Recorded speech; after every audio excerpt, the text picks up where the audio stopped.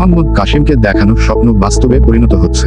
5 থেকে 7 বছর আগে মধ্যপ্রাচ্যের সংঘাত, বিশেষ করে ইরান, ইসরায়েল এবং মার্কিন যুক্তরাষ্ট্রের মধ্যে সম্পর্কে তিনি যা বর্ণনা করেছিলেন তা এখন বিশ্বের সামনে উন্মোচিত হচ্ছে। আপনি মুহাম্মদ কাসিমের অফিসিয়াল ইউটিউব চ্যানেলে সেই স্বপ্নগুলি দেখতে পাবেন। তিনি আরও আগে থেকেই দেখেছিলেন যে ইমরান খান ব্যাপক সমর্থন সত্ত্বেও পাকিস্তানের নেতৃত্ব দিতে পারবেন না, কারণ একটি গুরুতর শিরকের কাজ। আজ খান কারারুদ্ধ এবং রাজনৈতিকভাবে নিষ্ক্রিয়, ঠিক যেমন কাসিম স্বপ্ন দেখেছিলেন। এমনকি তার ব্যক্তিগত জীবনেও কাসিমের স্বপ্ন পূরণ হচ্ছে। তিনি নিজেকে চুল বৃদ্ধি, লম্বা হওয়া এবং পায়ের আকার পরিবর্তন অনুভব করতে দেখেছেন।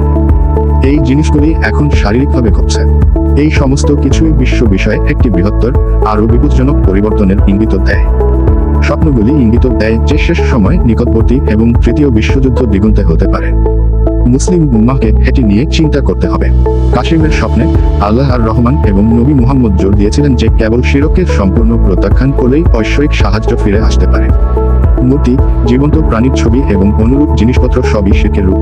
এগুলি নির্মূল করা ঐচ্ছিক নয়, ঐশ্বরিক সমর্থন ফিরে পাওয়ার জন্য এটি প্রয়োজনীয়।